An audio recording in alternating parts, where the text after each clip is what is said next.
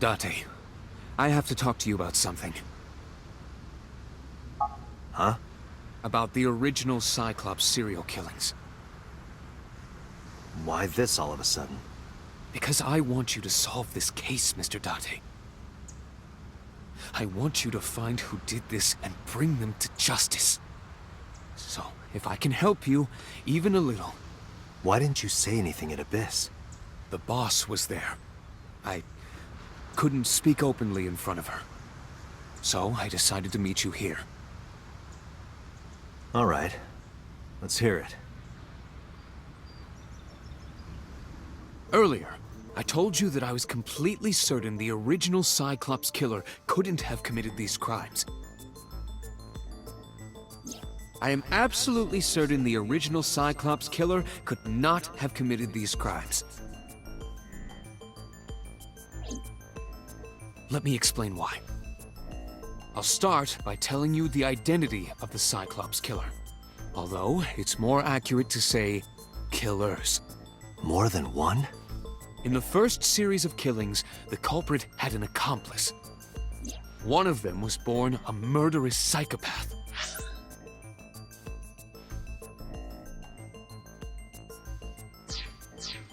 The other is Rohan Kumakura, the previous chairman of the Kumakuras.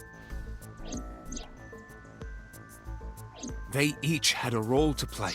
The murderer committed the homicide, and Rohan removed the eyeball.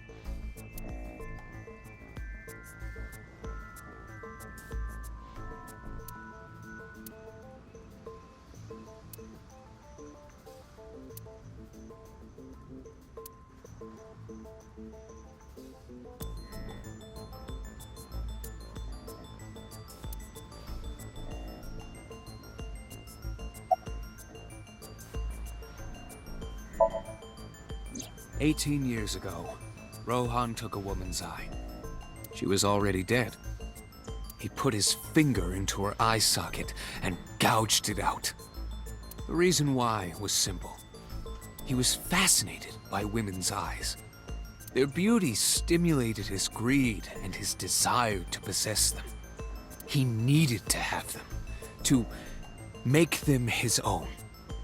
Driven by this instinctive impulse, he took the woman's eye. From then on, he acquired a grotesque obsession with the eyes of dead women. He was very particular about his need that the eye belonged to a deceased woman. But even being the head of a Yakuza gang, there weren't too many opportunities for him to indulge. His deepest, darkest desire went unfulfilled for years. However, he soon met his ideal partner, the aforementioned psychopath. The Cyclops killer would commit the murder, and Rohan would take the eye. Thus, a mutually beneficial relationship was established. This was the origin of the Cyclops serial killings. At about the same time, you were assigned to Abyss.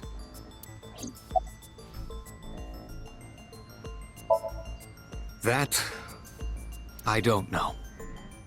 The details of the original Cyclops serial killings case have become nebulous over time. Even the official investigation material contains nothing of value. I am unable to draw any conclusions from them. You really have no idea? If I did, I would tell you. He was born with a brain dysfunction. Due to damage to the posterior pituitary gland, he was unable to properly secrete oxytocin. Oxytocin is a peptide hormone linked to feelings of love, affection, and trust. It is colloquially referred to as the love hormone. It causes a tranquilizing effect which improves mood and relieves stress. It is normally secreted when the body makes contact with an object of affection, such as an embrace or caress. I'm sure you know what this implies, but he was unable to feel love in the way that we do. However, he was able to experience a substitute. His brain was wired in such a way that allowed him to feel satisfaction through other means.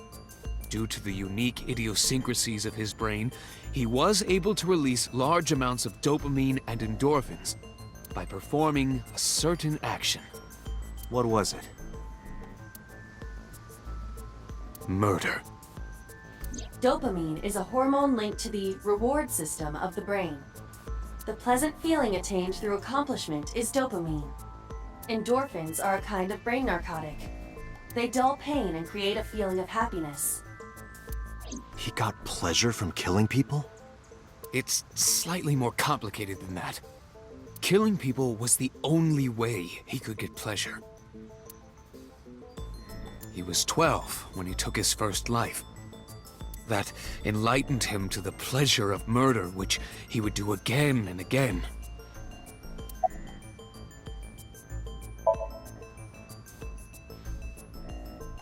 The original Cyclops killer had an accomplice, There were 2 Cyclops killers.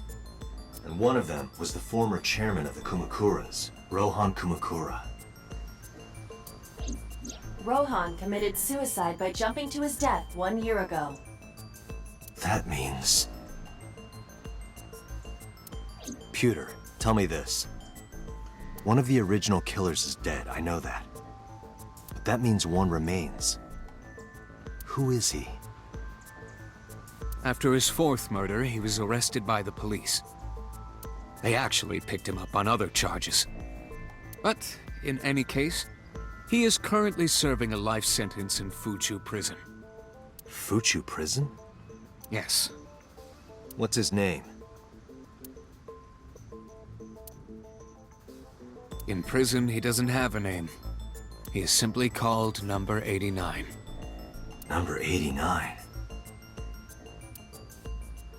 I know who killed Shogun Adami.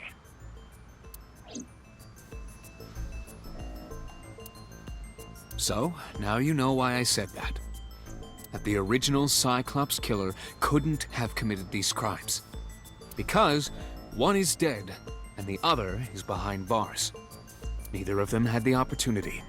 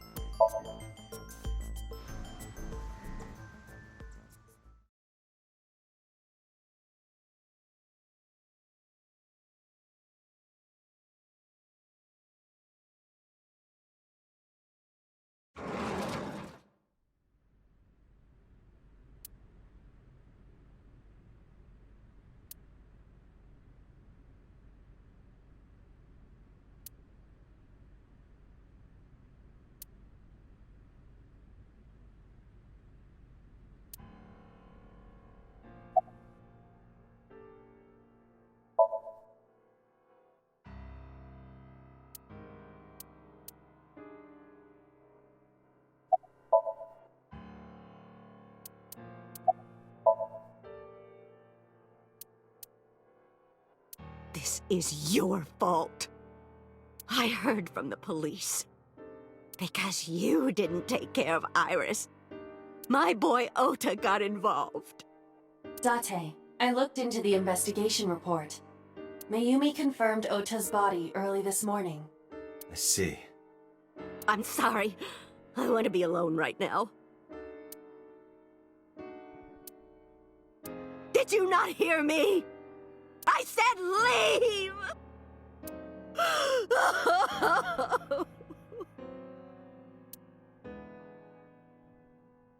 Date, let's go. She is in no state to talk. Yeah, you're right.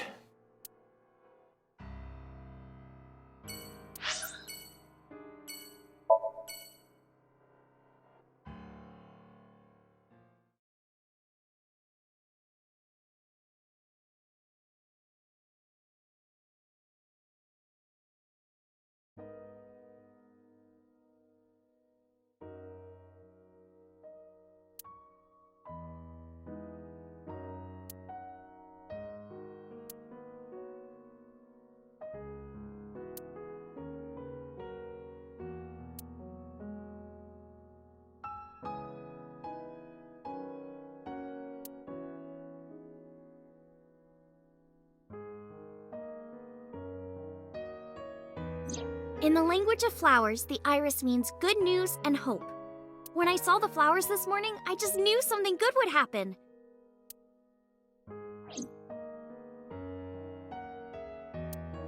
Iris.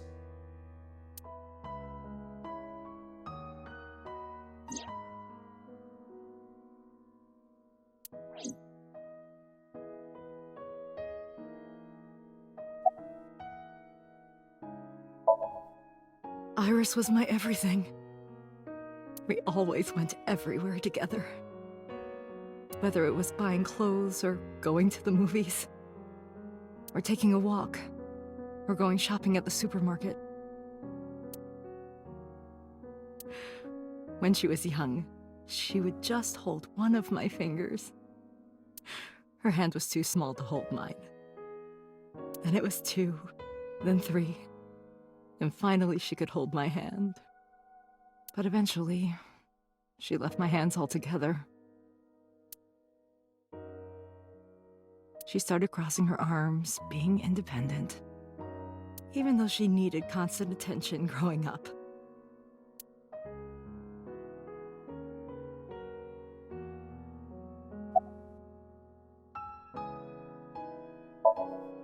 Oda was one of my students. I taught him in elementary school. I heard it from the police. Oda tried to help Iris and ended up... I don't know what to say. I have no words.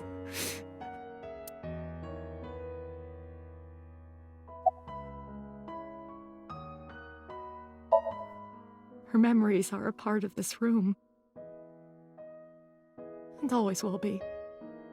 When she was a baby, she fell off that sofa and cried and cried. One day she tore up her picture book all over the floor here.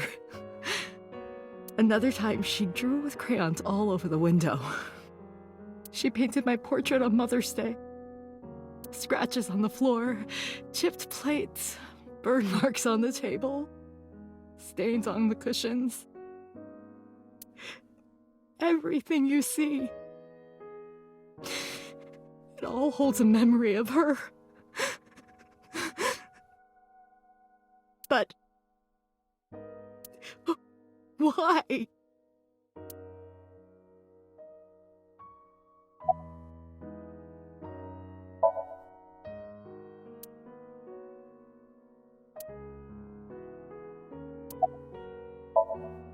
Hitomi, my entire focus is on this case. Is there anything at all you can tell me?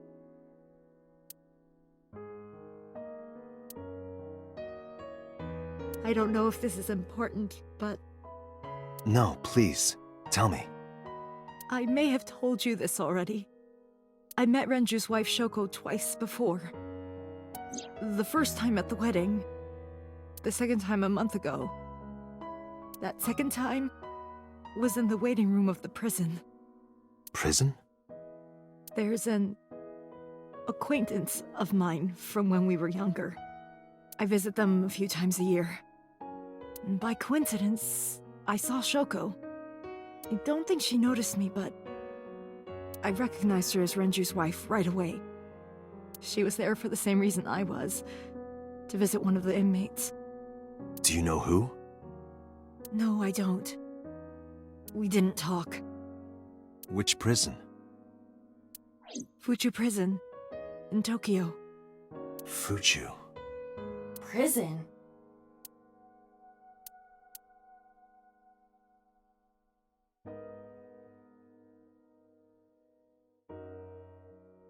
I'm sorry to have bothered you. I'll be going now.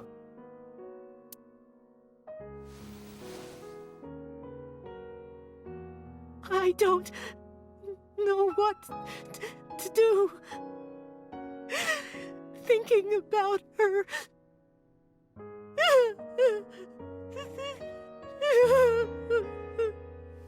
Dante, please, you have to catch them. Please.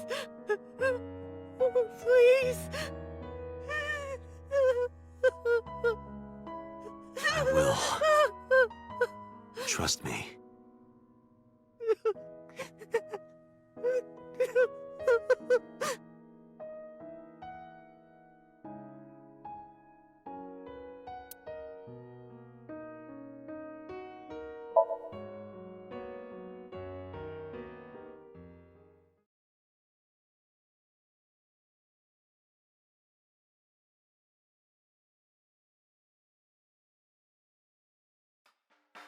Are you okay, honey? Huh? About last night. Well, at 3 in the morning, anyway. You know about it? It's on every channel. You have the face of a ghost. Do you want a glass? I don't need a drink. I need information. Do you have anything? Well, let's see. I do have... I suppose you could call it intuition. Tell me.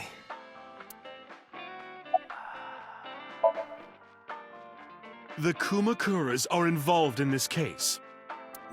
Remember what I told you before? That there's a relationship between Ren and the Kumakuras? Shoko also has a relationship with them. You know about her dealings with the Kumakuras, right? So basically, 2 of the victims are linked to the Kumakuras. That must mean they're involved somehow, right? Not 2, 3. 3? Iris?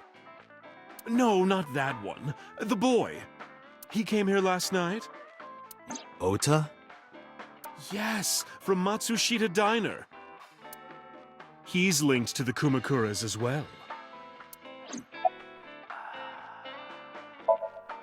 Have you heard the rumor?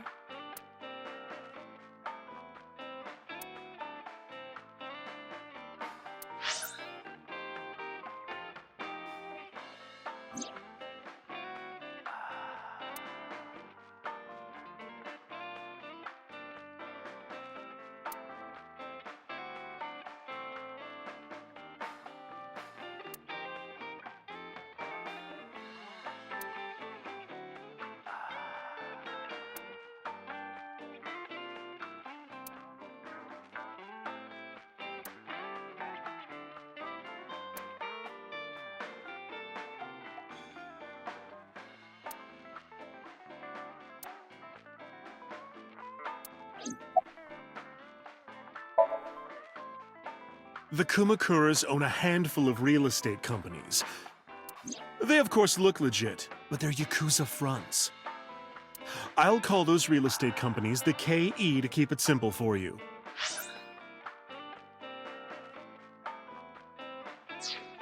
The KE followed in So's footsteps. They bought up land in Kawasaki.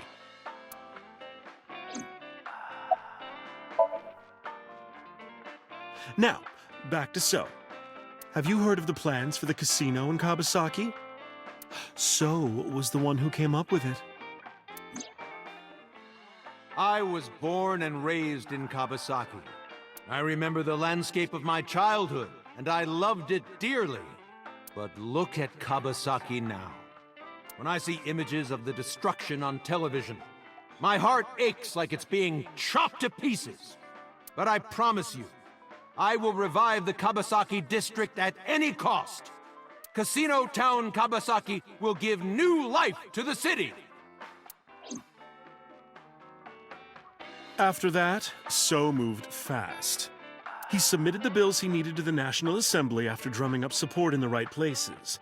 The bills passed, and it became an official government initiative.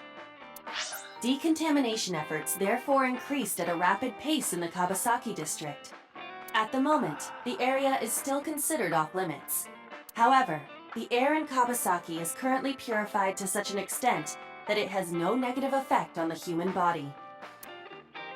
If the plan goes smoothly, land prices in Kawasaki are going to skyrocket. And all that land is owned by the KE. And by So himself. The land he bought back for $1 billion will be worth 10 times that soon. He's involved in some shady business. This is just another rumor, but the chemical plant exploding was no accident. It was done intentionally. By So and the Kumakuras, you mean? But there's no hard evidence of that. It's just gossip.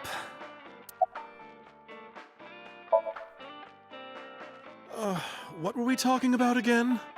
Ota and the Kumakuras. Oh, right.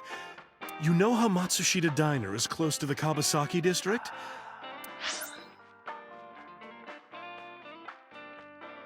The chemical plant explosion made times hard. Foot traffic went down, sales declined. No wonder it closed down.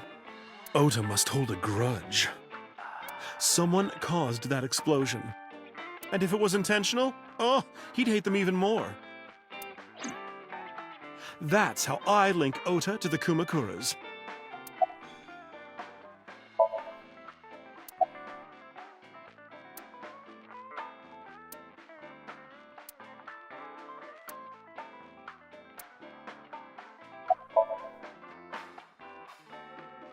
Thank you, Mama.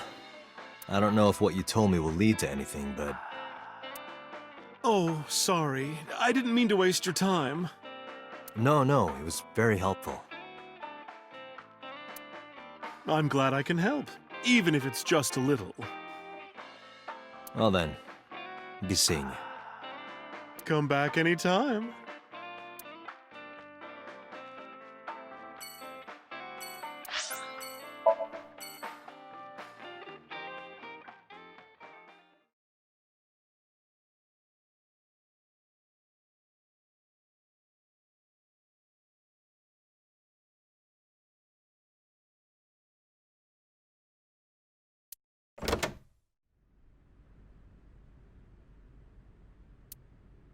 Where did she go? Well, she isn't always here, correct? True.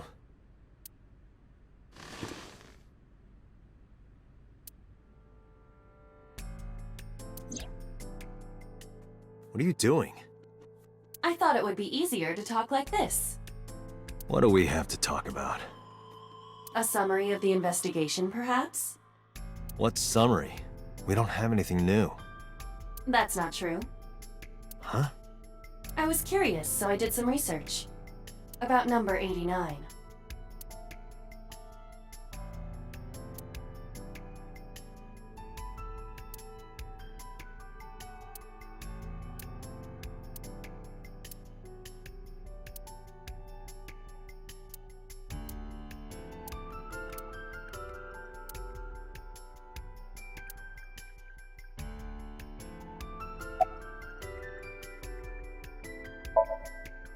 As you know, he is an assassin with multiple confirmed kills.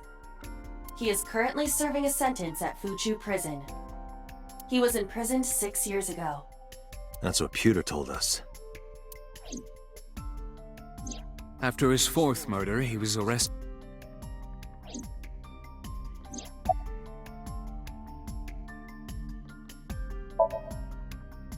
Unknown. You don't know? No such person is listed in the family registry. It is possible he is a foreigner, but his nationality is unknown. However, I believe it is safe to say that he was born and raised in Japan.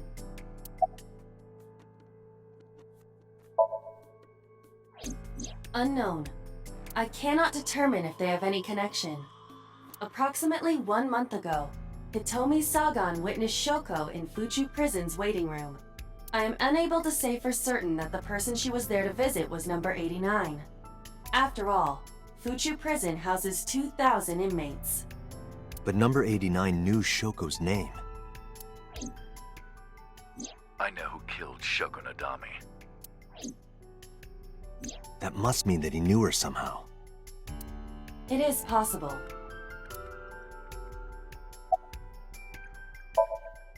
Pewter claims that there were 2 culprits behind the original serial killings.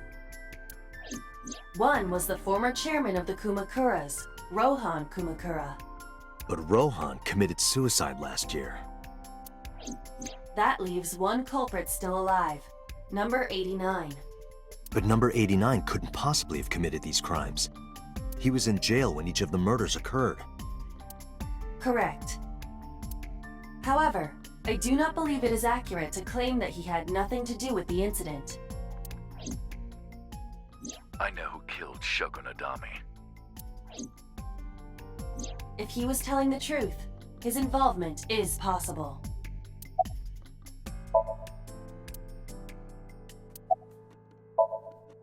Let's talk to number 89.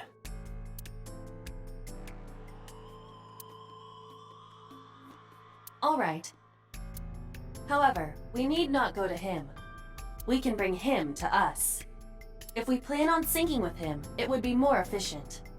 Can you arrange that? I can.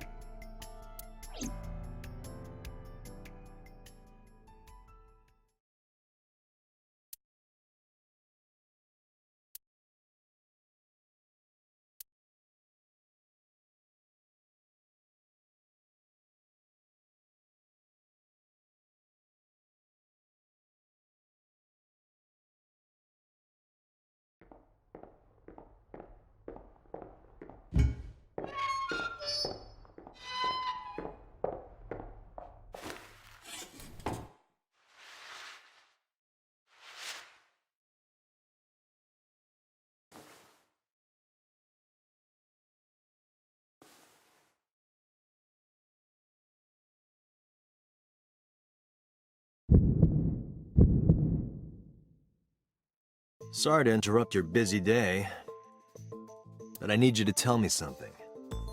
I'd appreciate your cooperation.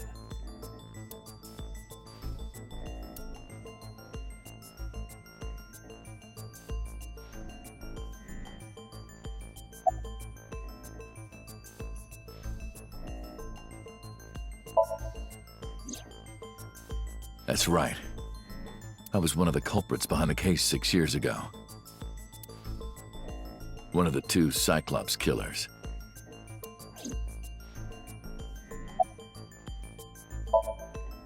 Burkina Faso. Burkina Faso is a republic in West Africa. Population 17 million. I don't have time for your jokes. Number 89. Your real name. I don't remember.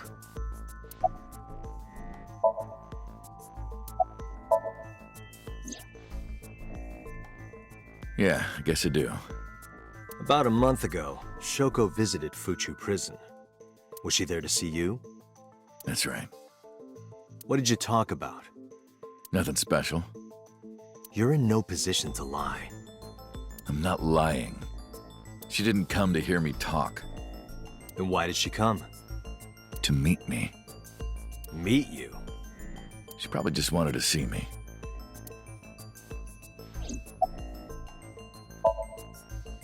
A long time ago. I don't remember exactly when. What's your relationship to her? A physical one.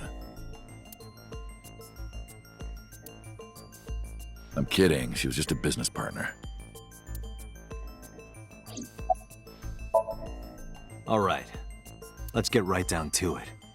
2 days ago, you called Investigation HQ and said, I know who killed Shoko Nadami. That's right. Who? Hey, don't be so hasty. We haven't agreed on a deal. You're gonna let me out of prison, right? It's done. You've got a deal.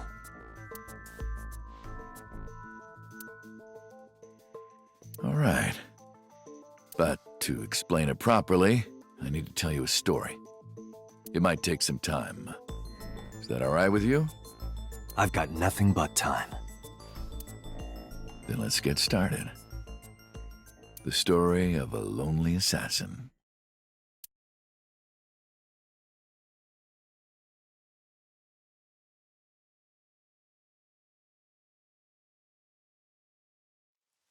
Once upon a time, there was a detective, full of righteous justice. Let's call him F. F found the evils of the world intolerable. F had no parents, no siblings, and grew up in an orphanage since he was born. He suffered every kind of abuse imaginable there. It led him to despise all the evils of the world. One day, F was chasing a thug down at the harbor. Someone wanted for the assault and murder of women. Okay, I get it. I'll just throw down my knife. Here. And you lower your gun. It's fine. I got nothing else on me. I'll go quietly. You know, I have a history with hospitals. I've been going to a special hospital for a while. Even if I get caught, it's all good. I'll come right back out again. What should I do next time? Just thinking about it gets me excited.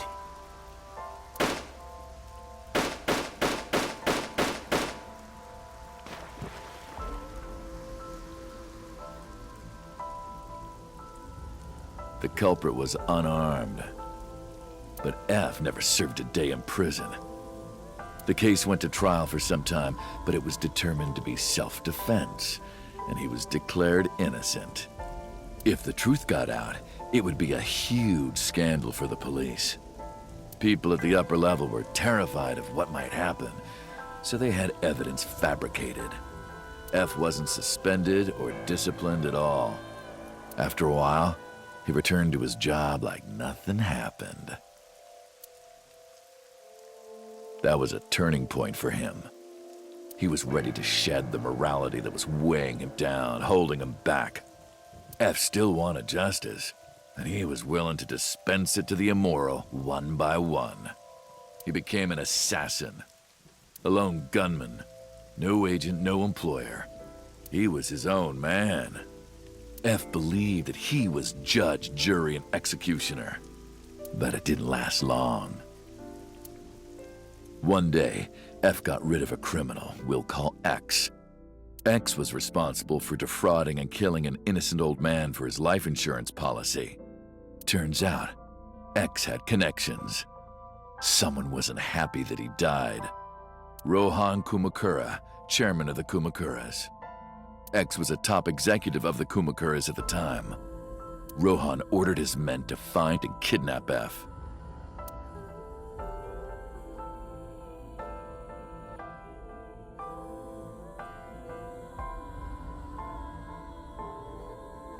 I've done some research.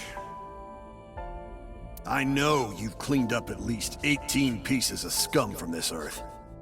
But somehow there hasn't been a single criminal investigation.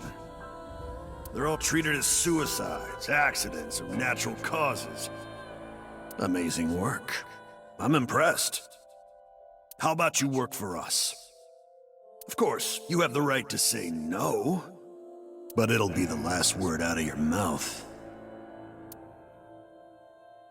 F was trapped. Even if he somehow survived, he would be looking over his shoulder for the rest of his life. He had no choice but to take Rohan's offer. Thus, F's self-employment came to an end. He became a hired gun of the Kumakuras. Rohan even gave him a code name, Falco. Named for the falcon, a bird of prey.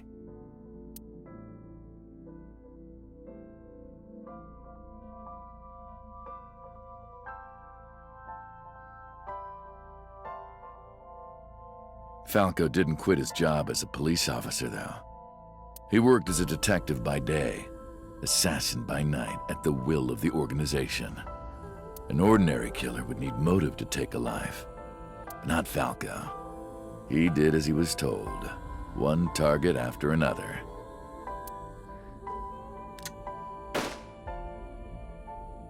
It didn't take long to destroy his heart completely.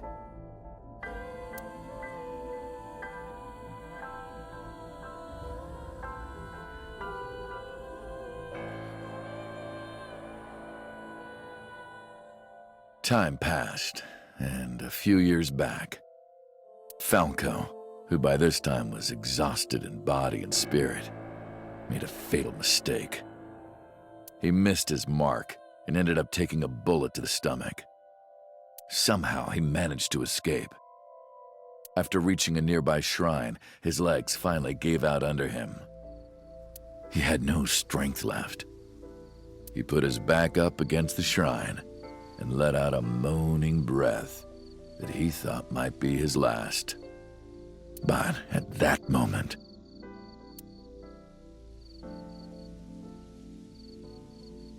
in his darkening vision, he saw a woman approach him. He watched her take out her phone and dial for help. At the same time, he heard footsteps. Footsteps of at least 2 people closing in. He knew immediately that they were after him. He sprung into action, grabbing the woman and pulling her close, kissing her to keep her from talking.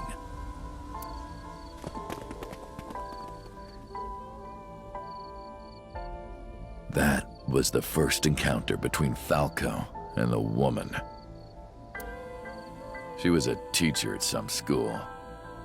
It was like she was from a totally different world than him. Listening to her talk, he would forget everything about his line of work. She was his only contact with the ordinary, mundane world. They met in secret a few more times, and Falco felt his heart grow warmer. Her smile and kindness were like a cold glass of water for Falco's parched heart. Falco started to become himself again, his former self. He swore on his life that from then on, he would live for her.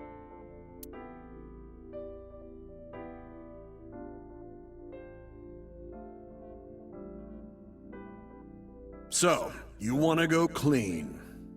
Fine. Do as you please. You've done a lot for us.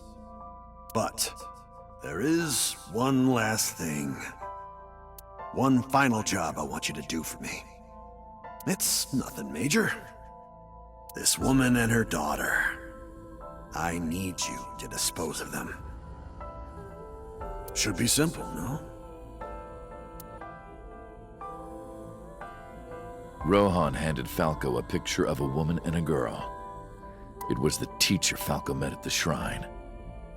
And her daughter. She had just turned 12. Why the two of them? Rohan, as usual, never gave a reason. And Falco had no intention of carrying out the kill. But if he didn't, he knew that someone else would. He thought long and hard. How was he going to keep them safe and get out of the life of crime? He couldn't find an answer, no matter how hard he thought. He was backed into a corner. So, he decided to call on an old friend for help. And then...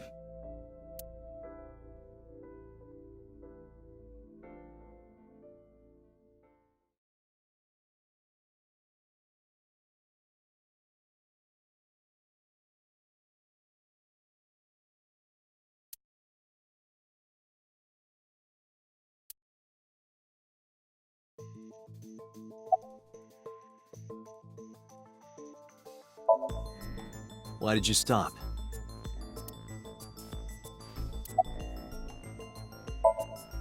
Was that the whole story?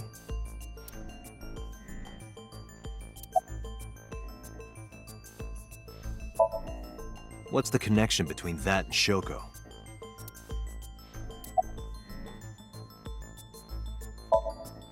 You mentioned a detective.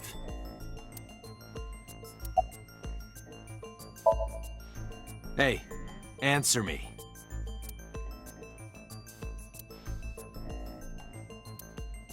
This is a transaction, remember? Until I get a guarantee that you'll uphold your end of the bargain, I'm not telling you anything else. I'll give you half up front, half later. If you want to hear the rest of my story, you better start the release procedures. Once they've cleared, I'll tell you everything. Date, it is unlikely that number 89 will uphold his promise, even upon release. Pewter, Yes? start the preparations. For what? What do you think? The sink.